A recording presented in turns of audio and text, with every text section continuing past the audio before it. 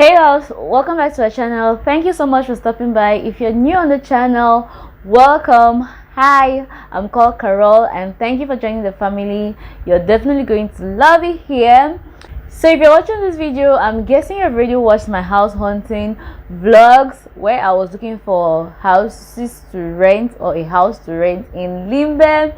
If you haven't watched those videos, please make sure you do watch them. I'm going to leave a link to them down in the description box so you can better understand where I'm coming from or where this video is coming from. So while I was releasing those videos, I got quite a couple of questions from you all, from people who are interested. People asked me how much they pay for the house, how much can they budget when looking for a particular kind of house in Limbe, and all of that. So I'm here making this video to answer those questions and to tell you what I personally think to look out for while you're looking for a house in Limbe. Now this is based on my personal experience, okay? It's not like what I say here is the gospel truth or it is stamped and sealed or nothing can be changed. This is just what I think from my personal experience. So without wasting so much of your time, let's jump right into the video.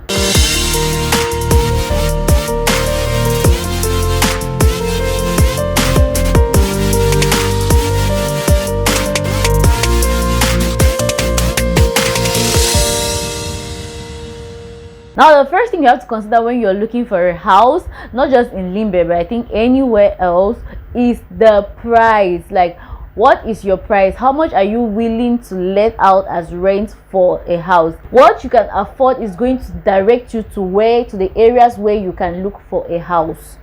A studio, which is like a self-contained apartment, a parlor, a kitchen, a toilet and a bedroom, will cost averagely between 50 to 75k. Now that's an average cost price of a studio, but there are studios you can find in Limbe for 45k. Now is the area that is going to determine that price. Behind the park, behind the park, inside all those new buildings that are coming up inside there, I think you can get a studio in that area for 45k, because they put in consideration that, oh, by the time you drop at the park you have to take a bike and pay about 300 francs to reach your house again. Like, if you're going in and out, all of that calculation, they put it into consideration, and that's why your rent will go for like 45k. And the fact that water is disturbing in my fall. My fall is generally suffering from a water problem, and I think they are trying to build their community tap or something like that, a community borehole, but presently my fall is really suffering from a water crisis. So if you're going to that area, you consider all of these things, and that's why the price also is the way it is, to encourage you to stay there. Now there are also studios you can find in Limbe that cost 100k. Yes, I know that you're like, huh? Yes, there are studios that cost 100k, putting into consideration all the facilities they provide for you. There are apartments where you will go there, they give you an AC, they give you constant water flow, they provide you laundry machines, they provide you with a standby generator. Like, you have so many facilities for that your studio you want to take. So that's why the price can range up to that fact, and they put location in place. If the house is located in a very nice conducive environment, it has a gate, a security man and all of that, surveillance cameras, the area is conducive for staying, like all the things you could be bothered about have been taken care of. Now you can get an apartment in Limbe, which is like a 2-bedroom house in Limbe, between 75k to 150. What's going to determine the price of the house is going to be same like what I just explained for the studio.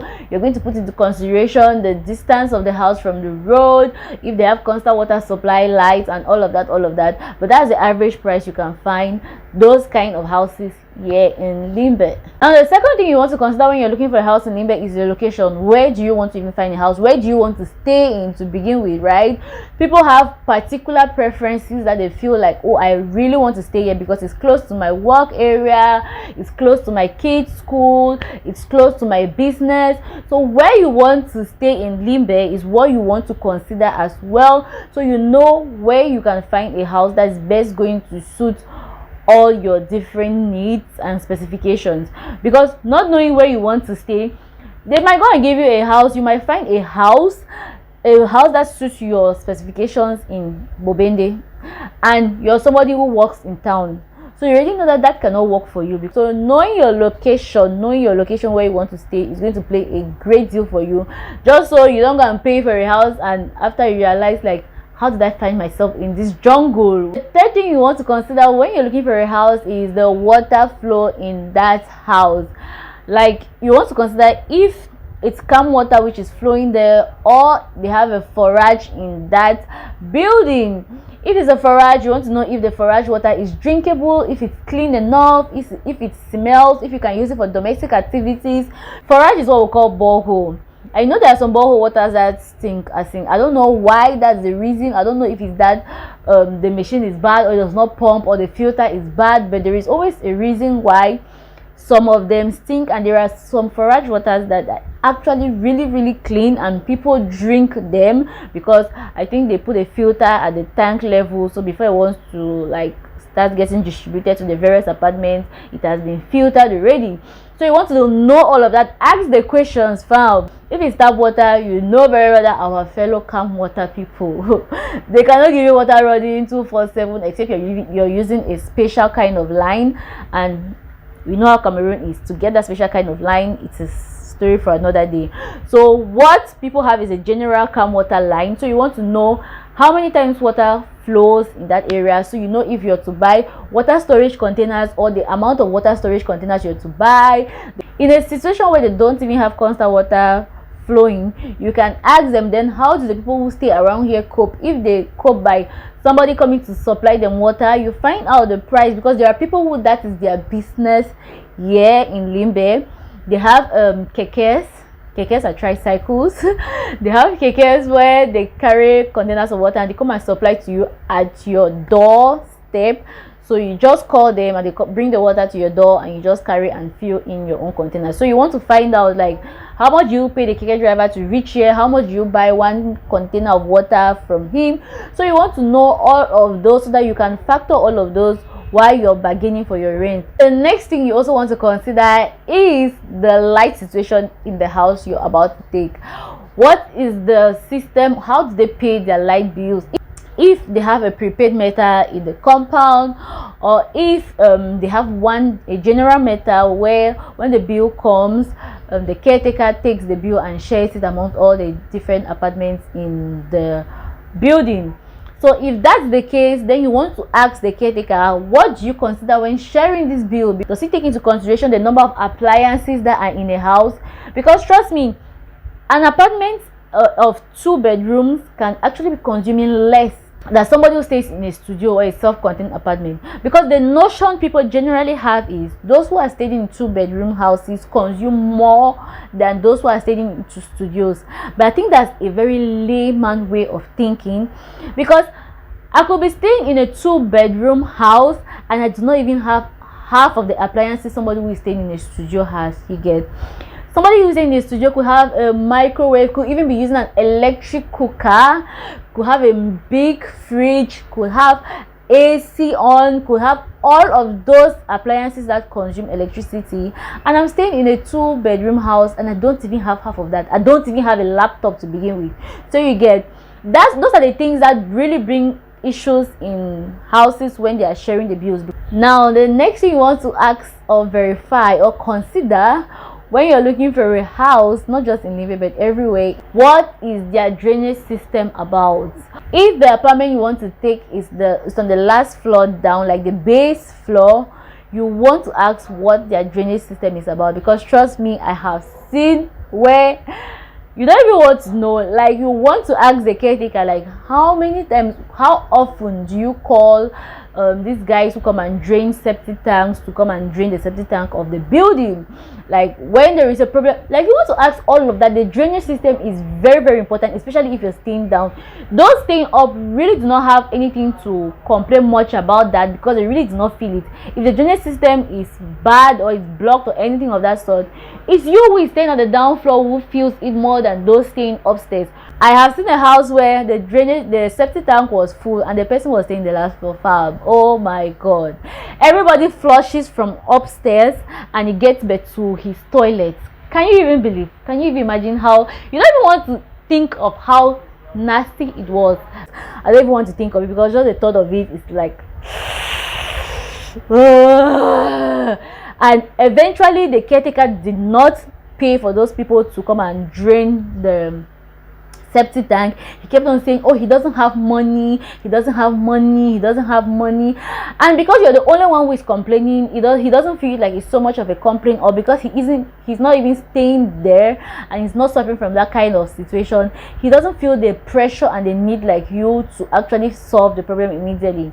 You can strike an agreement with the caretaker that every time your septic tank makes like it wants to get full, if he tells you, oh, he drains it every after 6 months, you have to make him sign, like, so that it doesn't get to that point where he tells you, oh, I don't have money to call for those people, and you start being the one to suffer the inconveniences.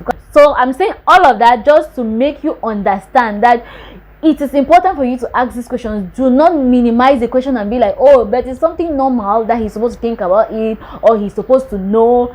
No, when you're looking for a house, there is nothing like it is normal. You are supposed to know, you are supposed to know. You spell out your terms clearly so that you and whosoever you're doing the negotiations with can understand each other. Say it. What you don't want, say it. Don't assume that he's supposed to think that no normal person will want it. No, the people who are abnormal, bro, sis. There are people who are abnormal in this in this our country. Make sure you go there in person. Make sure you go there in person to go and check the house before you pay for it, because trust me, paying for a house where you see just on pictures, those are two different things. Seeing a house on picture and going to the actual place, two different things. I don't know if picture enlarges stuff, because you can see a house in pictures and it's looking way big and you get excited and pay, and once you get there in person you're like, this is definitely not what I saw in pictures. What the heck is this? You get me? So you definitely want to go there in person to go and check out the house, so you're sure you're certain about the space, because people lie a lot. Somebody can tell you that, oh, it's 2 minutes away from the main road, it's a 2 minutes walk away from the main road, and fine, once you get there you know that 2 minutes he was talking about, it was 20 minutes away from the main road. So you want to get there so that you know, you check all of these things, you verify all the information they have given you, and before you pay for the house, right? And the last thing is, before you pay for the house, read the terms of contract, fam. Read the terms of contract carefully. Do not just assume that, oh, the terms of contract is just a formality. I don't know, it's only in Africa that we really assume that the terms of contract is really a formality, because trust me, in other parts of the world they take it very seriously and they go through that document very seriously. But here in Cameroon, we just believe like that tenancy agreement is just a formality, like let me just sign it and pay the money. It's just one paper. We really do not like reading like that. But trust me, people have run into problems here in Cameroon just because they didn't read the tenancy agreement very well. You can be renting a studio from somebody and the landlord states it clear on that piece of paper, terms of agreement, that you guys, the person who's taking the house is not supposed to stay more than 3 in the house. They just just because you didn't read it, you did not see it, and when you pay for the house, you decide now to bring your entire village family into that house. You guys are like 7 of you living in a studio, and when the landlord comes and tells you to pack out, that was never the agreement. You start fuming up and blaming the landlord and saying, oh, he's being wicked. What's the wickedness there? Like, it was written on my piece of paper that you're not supposed to stay more than 3 in a studio. You have gone and brought 8 of your family people, your village people, and you expect me to stay quiet, because some landlords are very keen on this kind of things. They don't want to put so much pressure on their houses. If you guys are staying too many in that kind of small space, it tends to put a lot of pressure on the house. You guys consume more water, more light, you dirty the walls more, and all of that. So they put all of that into consideration and they tell you, nah, pack out. So you really want to be sure of what you're paying for. You know what you're to do and what you're not to do in the person's property. Okay, so read that terms of agreement very well. Read it very well, just so you don't go and do something that you're not supposed to do. Because some landlords will even tell you do not stick anything on their wall. That is part of the terms of agreement. They tell you do not stick anything on their wall. If they walk into your house someday and they see that you have put anything on their wall, you're going to paint the entire wall on your own bill to the color which you made it. But if you did not read the terms of agreement, how would you know? Nobody's gonna know. It's different if you had read the terms of agreement and you said, okay, fine, I'm still going to stick my pictures on the wall because I love pictures on the wall, and I'm going to keep this amount of money to paint the wall when I'm about leaving. You get? So it's up to you to use your brain. Thank you so much for watching to this point. If you watched to this point, you're the real MVP. Please make sure you subscribe, all of that. I'm going to see you unfailingly by the help of God on my next one. Bye.